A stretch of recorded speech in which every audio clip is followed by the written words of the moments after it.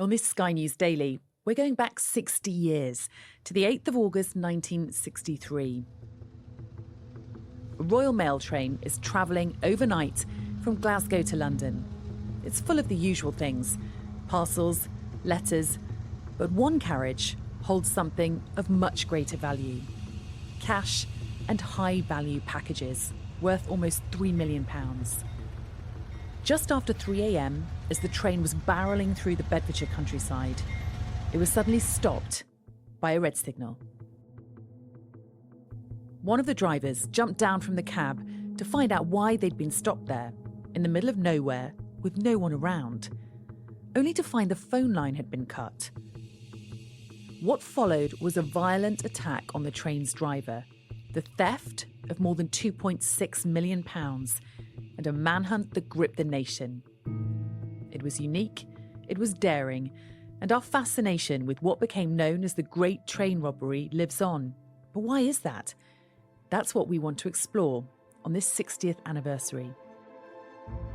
I'm with Nick Reynolds, the son of Bruce Reynolds, the man who planned one of the most daring heists in British history, and our crime correspondent Martin Brunt, to learn more about why Britain is still obsessed with this story 6 decades on.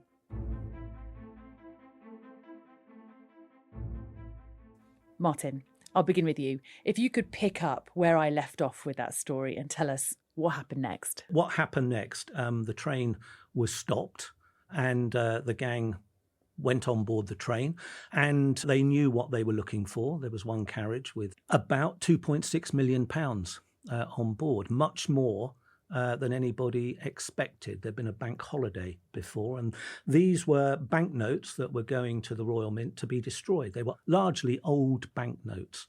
And I guess if you're a robber of cash, you prefer your notes to be old, certainly not newly printed notes that could be more easily traced.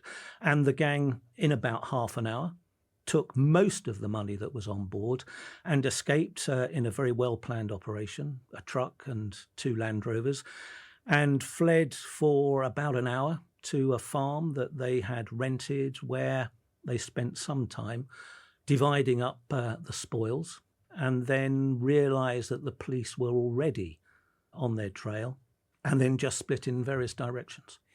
Now, nearly £3 million is a lot of money today, let alone 60 years ago.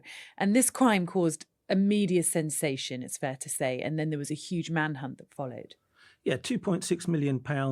I mean, whatever measure you use is a hell of a lot of money today, perhaps as much as £60 million. And if you look at the top 10 of the biggest robberies ever, it's still normally in those lists. There was, of course, a huge manhunt. And I suppose one of the problems for the robbers was that there were so many of them, at least 15. And it's very difficult, I think, to keep control of everybody and make sure that everybody, even though I think almost all of them were seasoned villains, to make sure that they're very careful with their own security. And particularly having got away with a very big robbery, it's difficult to stop them telling people. And that's really what led, I suppose, initially to their downfall. The police were soon talking to their informants and picking up information about who were the likely robbers. Information flowed and the police eventually caught up with many of them. And how long did that take? Well, 4 of them were caught pretty quickly. And of course, others, like Bruce Reynolds, Nick's father, spent about 5 years on the run. But others fled as well. It's great because we're going to essentially hear 2 parallel views of the same story, from Martin as a crime correspondent and from you, Nick, who was a child at the time. I was about 18 months at the time, but then I spent 5 years on the run. So you were just a toddler when your dad carried out this incredible crime. Yeah. What did you know about what was happening for those 5 years that you were on the run, essentially, when you were a child? For those 5 years, as far as I was concerned, my dad was a wealthy businessman, and we were just on one very big extended holiday. That's really, really what it felt like. And I mean, particularly when we were living in Mexico, we were living with the top 5% there. My dad rented an apartment off the president of the Bank of Mexico. It was a penthouse place. The bath was a small marble swimming pool, and I had a very luxurious upbringing, and I went to school there with the children of the American diplomats. And because I never picked up any anxiety or any stress from either my mother or my father, I had no reason to suspect that anything was wrong. It was only when we had to leave Mexico suddenly, and then we went to Canada and we tried to get papers there. And when they didn't come through, my dad decided something was not quite right. And so we then moved back to the south of France, where my dad had spent a lot of time before. And then he came back to England to do another robbery. And it was only all of that moving around made me kind of question really what he did. And in trying to make sense of it all, really, I guess, and the fact that during those 5 years I had about 5 different passports and identities myself, let alone my mum and my dad, and the fact he was so well dressed. I mean, he kind of based himself on Cary Grant in the film To Catch a Thief, you know. I guess I must have thought he had to be a spy. And so when the police actually came... Where were you when that happened? It was when the knock Torquay. came? It was about 7 a.m. The doorbell rang and I was upstairs. My bedroom was next to my parents, and the door rang and I shouted, "Doorbell, Dad." And he said, "Can you get it? It's probably the neighbour." And I ran downstairs and opened the door, and next thing I know, there was a flurry of police came storming in straight up the stairs. When Tommy Butler arrested my dad, he burst in the door and said, "Hello, Bruce, it's been a long time, I've got you now." To which my dad turned around and said, "C'est la vie, Tom." It's like a scene from a film. Well, it is. And my dad came in and said, "You know, Dad's been a very naughty boy. He's got to go away for a long time." And I was kind of dumbstruck. You were 7 by that point. Yeah. And before we go to speak to Martin about sort of what happened next in terms of your dad's prison sentence, how did life change for you as a 7-year-old, having had this really privileged upbringing up until that point? Did your lifestyle get impacted once your dad was arrested? Oh, most definitely, because I think for those 5 years I'd been with him pretty much, you know, all the time, and I'd spent more time with my father than most kids get to spend, you know, up until their teens with their parents. So I developed a really close bond to him. So suddenly being torn away from him was, you know, obviously quite catastrophic for me. So yeah, I think it really did affect me. It was kind of like the party's over, but children are very resilient, and you know, you adapt. Martin, let's just bring you back in. You know, the game of cat and mouse between the police and some of the great train robbers like Bruce Reynolds became something of legend, I suppose. And they became household names, some of them, like Ronnie Biggs, Bruce Reynolds. What happened to them? How long did they go down for? Biggs and the others who were caught first were given 30 years in jail. It was an outrageous number of years for a crime in which nobody had got killed. I mean, okay, Jack Mills, the driver, was coshed and his assistant was manhandled. But the establishment, it seemed, wanted to make examples of the robbers. I mean, the judge at the trial called them impudent and talked about the enormity of what they'd done. And it was the first time anything like this had been done. So they wanted to make examples of them. So that's why they were given such heavy sentences. Bruce got 25. Yeah, but Presumably on a guilty plea. Guilty plea, reparation, giving back allegedly all the money that he had left. Yeah, of course, like all these big major robberies, most of the money was never recovered. Right. And who knows what happened to it. But Ronnie Biggs, of course, became the most notorious. I mean, Bruce was the gang leader, had his own notoriety and had been a very high-profile figure within the underworld before the robbery. But Ronnie Biggs, because of what happened to him, became the most notorious.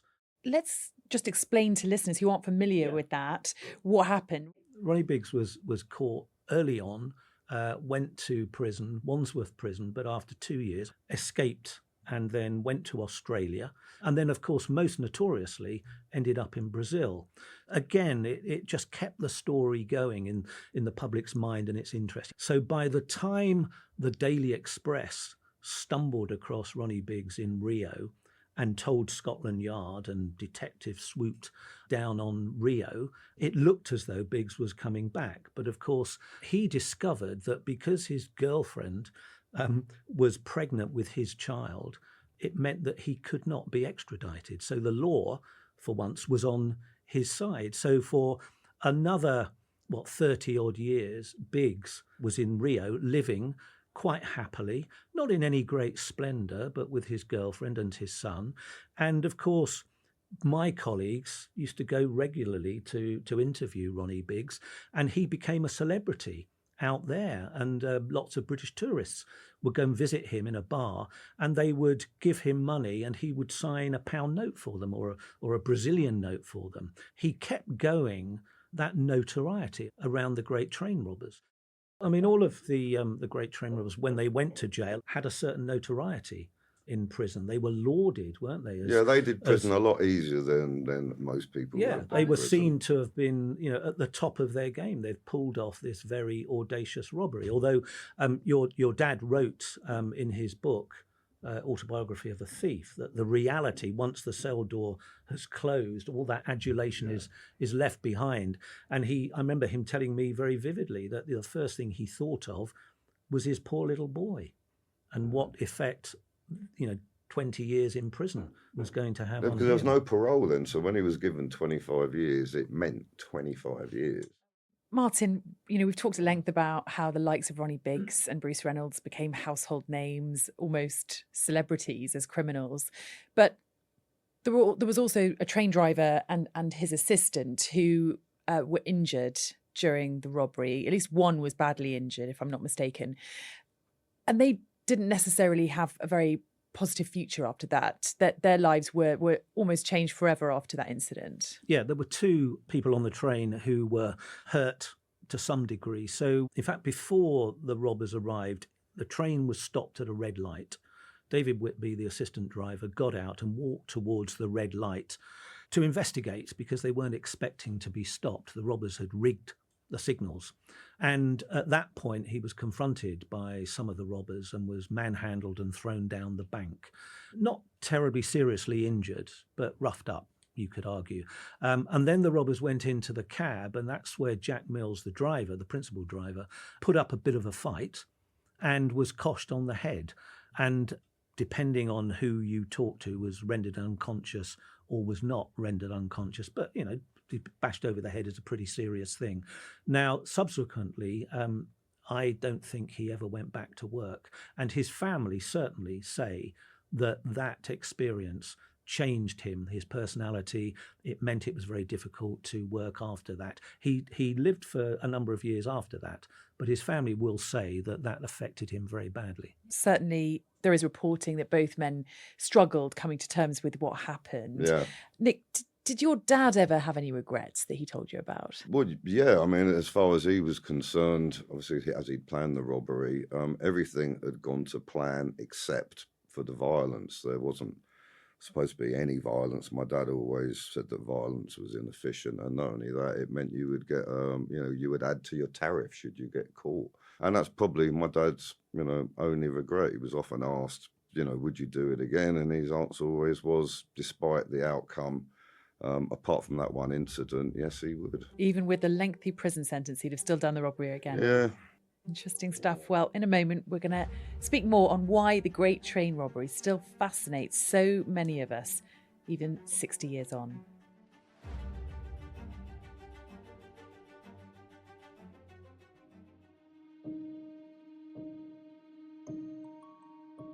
So, Martin, 60 years on, we're still talking about it. We're still fascinated about it. Why? Why are we still gripped with this extraordinary crime that happened so many years ago? Well, it was an extraordinary story. To hijack a train in the middle of the night and to steal so much money was an extraordinary crime. It had never been done before. And it was a story full of characters.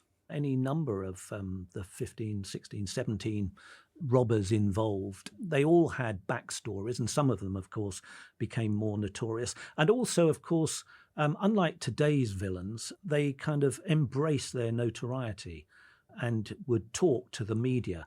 and, went along and advised on the films and the books and wrote their own books. So they were, I suppose, part of the keeping the story in the public domain. And I guess also there's always this sense that it was a victimless crime.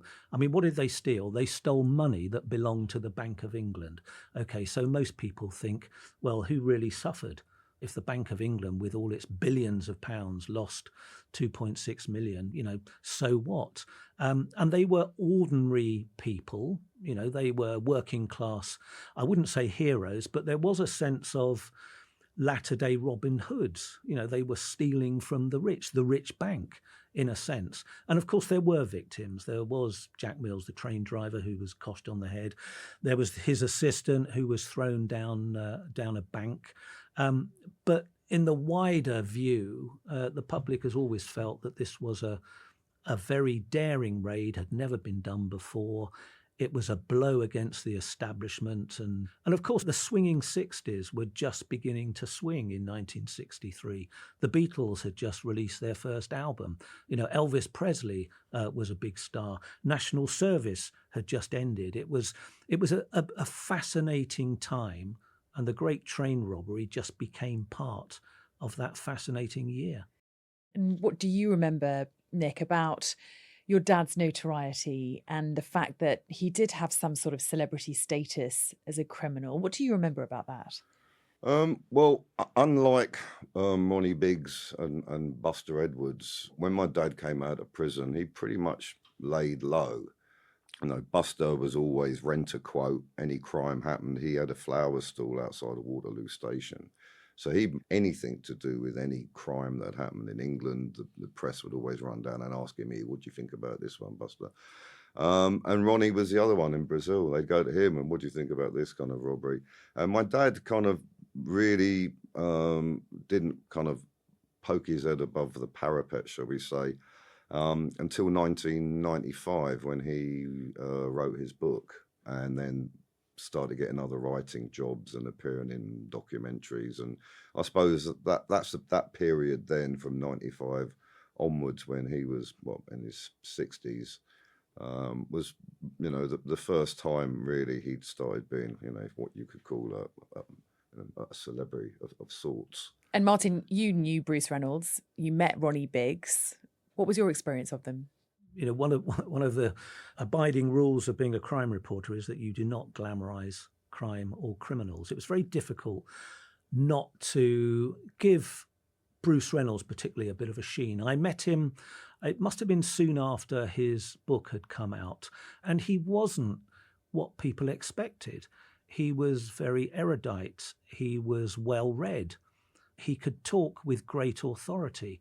But 9 times out of 10, when you interview a robber, if they're prepared to be interviewed, it's very difficult to get anything out of them. Bruce was a very, very thoughtful man. But again, as a crime reporter, you have to kind of take a step back and think, well, you were a criminal, you were a top-level criminal, and you must never forget that they did, walk on that wild side.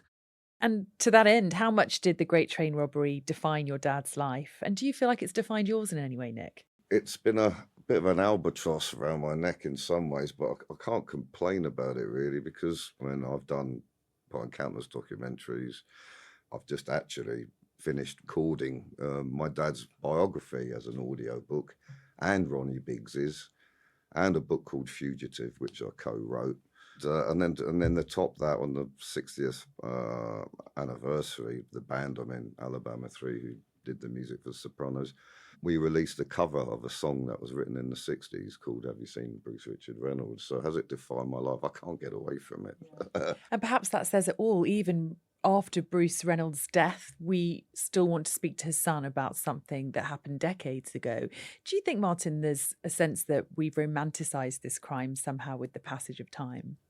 I think we have. And I think as time goes on, everything we've said and heard and written about some of those characters just really enhanced that idea that this was a fascinating crime. But, the public is fascinated by true crime anyway, in all its forms. But, this, more than anything, more than any crime, I suppose I've covered has kind of nudged that romantic edge. In terms of some of the loot, did you ever find a suitcase of cash buried in the garden, Nick? No, I wish, but I mean, the closest was one day we were watching a film that was shot in Mexico, and my dad suddenly sat up, bolt upright, and was looking at the television screen really, really intently. And I said, what are you doing? He went, hold on, hold on. And he went, oh, you wouldn't believe it. And I said, what? He said, I buried some money out there. And he goes, that's the exact location. There's a block of flats on it now. So if he ever could go out of Mexico, there's no chance of digging it up. One of the other enduring myths was the identity of the getaway driver.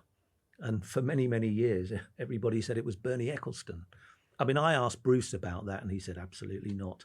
And I think Bernie Eccleston has talked about it. Oh, he loved it. He used the same statement that my dad would, like the CIA. He would neither deny or confirm it. You know, just enjoyed the potential notoriety. Yeah, but there was a link because he looked after Roy James, who was one of the train robbers, and before that, he was my dad's getaway driver.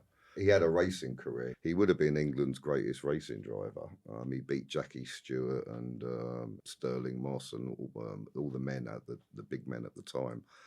And the train robbery actually ruined his career. But when he came out, he went to Bernie and tried to get racing again. So because of that link there, you know, people used to think, well, was Bernie, you know, mates with a train robber, and how did Bernie get his millions, by the way? I mean, you know? And really, he was tickled pink by the idea. I mean, this story really does have it all, even with the allegation that Bernie Eccleston was the getaway driver. It's the story that keeps on giving. Martin, Nick, it's been absolutely fascinating. Thank you both so much. Oh, thank you. Well, that's it for today's Daily. See you next time.